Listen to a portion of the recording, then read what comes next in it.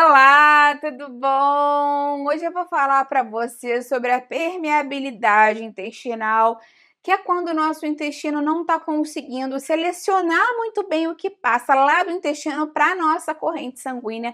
Isso pode causar vários problemas de saúde, problemas no nosso humor, ansiedade, problemas autoimunes, inflamação. E é muito importante a gente saber sobre isso. Muitas pessoas têm esse intestino mais permeável e nem sabem.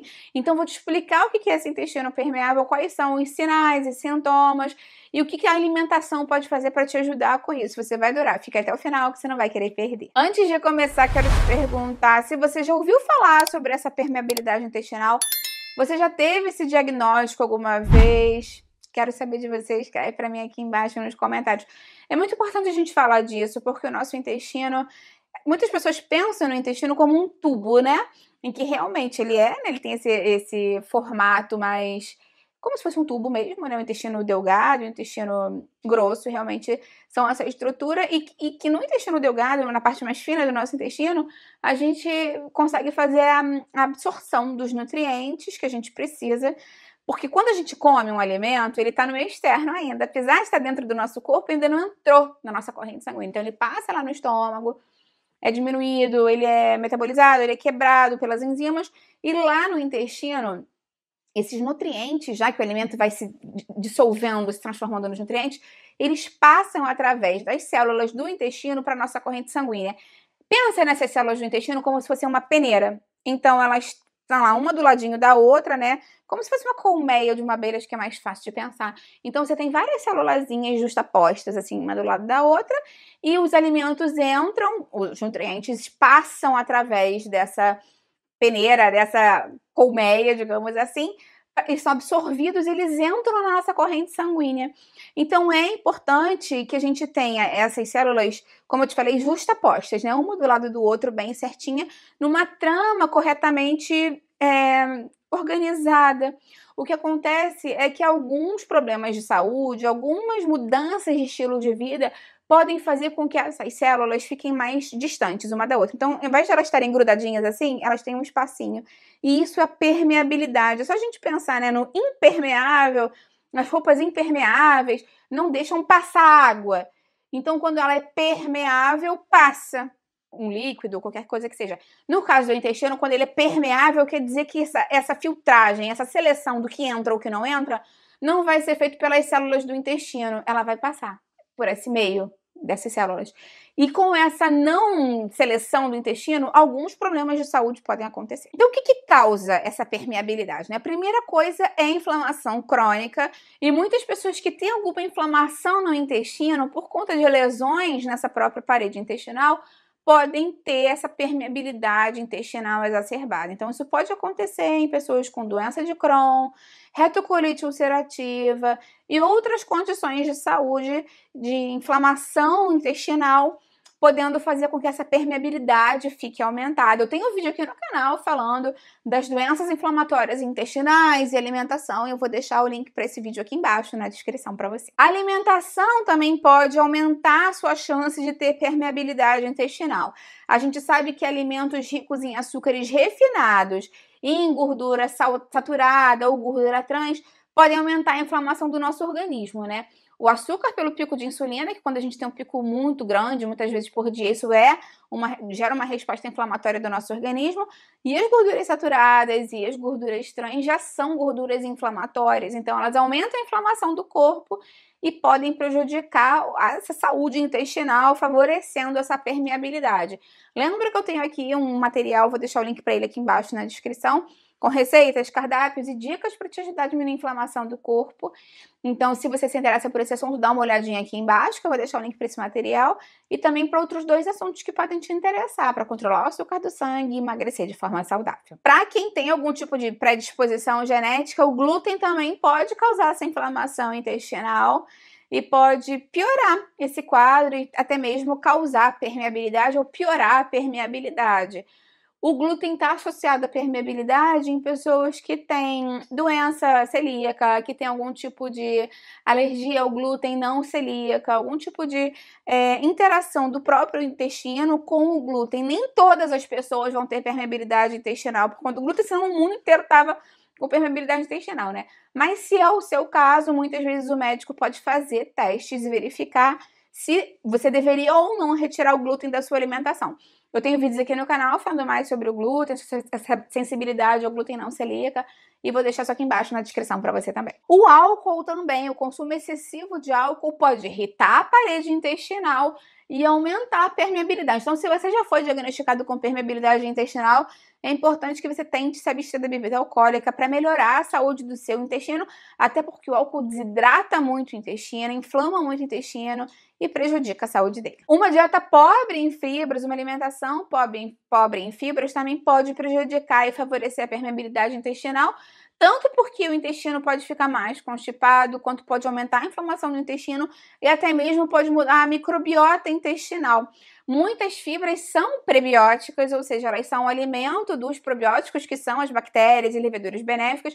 E quando a gente tem uma alimentação muito pobre em fibras, esse equilíbrio, essa desbiose pode ser modificada, pode causar desbiose, e isso pode prejudicar a inflamação no intestino também e aumentar a permeabilidade. Também vale ressaltar que o estresse e os fatores psicológicos podem fazer com que a gente aumente a permeabilidade intestinal, porque o estresse aumenta a nossa secreção de cortisol, que é um hormônio que aumenta a inflamação do nosso corpo.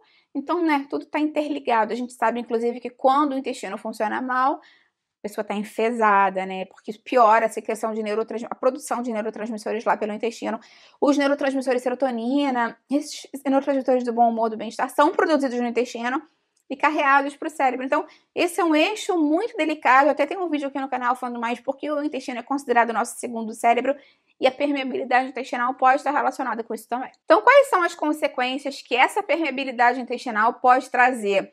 Primeiro são as doenças autoimunes, porque como passam ali por aquela trama do intestino moléculas e substâncias que não foram selecionadas e filtradas, isso pode estimular o sistema imunológico do nosso organismo, e esse hiperestímulo imunológico pode fazer até mesmo com que o organismo ataque células e estruturas dele. Então, essa permeabilidade intestinal pode ser um fator de risco para doenças autoimunes. Também pode aumentar a sua chance de ter inflamação crônica, né, como você já percebeu, e essa inflamação crônica muitas vezes está relacionada a outras condições de saúde, a obesidade, diabetes tipo 2, doenças cardiovasculares e outras condições de saúde.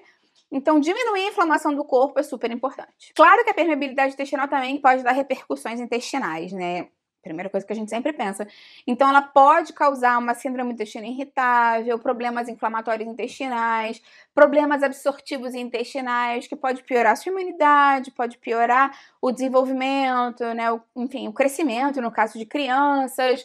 Então, é realmente uma questão muito delicada e que requer atenção médica. Então, o que você pode tentar fazer para melhorar a permeabilidade intestinal? Primeira coisa sempre é ir ao médico, fazer os exames necessários e verificar, no seu caso especificamente, o que ele te indica.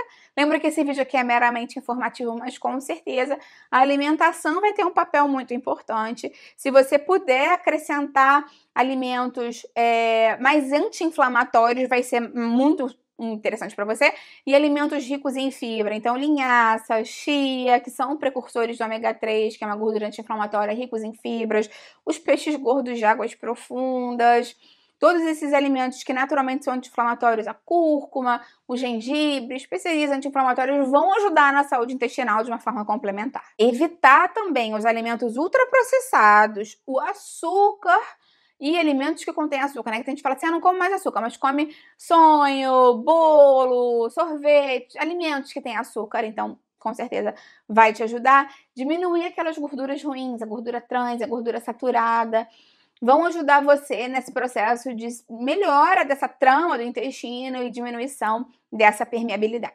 Super importante também a gente falar dos probióticos e dos prebióticos. Como eu te falei muitas vezes, a permeabilidade intestinal tem uma correlação aí com a desbiose, com essa concentração de bactérias ruins maior no nosso intestino. Então, acrescentar as bactérias boas, as leveduras boas, através dos fermentados mesmo, kefir, iogurte natural, chucrute, massa fermentada, aveia fermentada. Tem muitos vídeos de probióticos caseiros que você pode fazer, que vão ajudar na saúde intestinal. Vou deixar uma playlist deles aqui embaixo para você. E também os prebióticos, que são as fibras boas, principalmente as solúveis, que eu te falei que ajudam a alimentar essas bactérias boas. Eu tenho um vídeo explicando a diferença de prebiótico e probiótico, eu vou deixar esse vídeo aqui embaixo para você também. Talvez o nutricionista ou o médico passe para você também a glutamina. A glutamina é um aminoácido que ajuda a nutrir a parede do intestino, é o alimento preferencial dos enterócitos e muitas vezes em casos de permeabilidade intestinal, em que o intestino está sofrendo, está irritado, a glutamina pode ser prescrita ou indicada para melhorar esse intestino, né? Dar uma respirada fundo e ficar a célula do intestino mais alimentada, então pode ser uma boa opção também. Em alguns casos, alguns medicamentos são indicados para tratar essa permeabilidade intestinal, mas isso vai depender sempre do médico e do diagnóstico.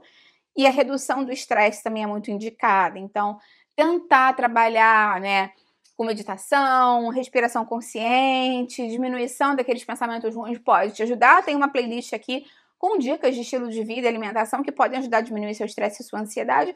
E se você estiver muito realmente estressado, sem conseguir lidar isso por conta própria, lembra de procurar um psicólogo ou um psiquiatra na sua cidade para te ajudar também, porque é um fator muito importante. Me conta aqui embaixo, então, se você já tinha ouvido falar da permeabilidade intestinal, o que você fez, né, se você foi diagnosticado para reverter isso. Eu vou adorar ver o seu comentário. Lembra de deixar a curtida no vídeo, porque isso me ajuda muito, e compartilha com quem vai gostar, com quem precisa. Vamos juntos ampliar essa corrente do bem, que é isso que eu quero aqui com o canal. Até a próxima, tchau, tchau!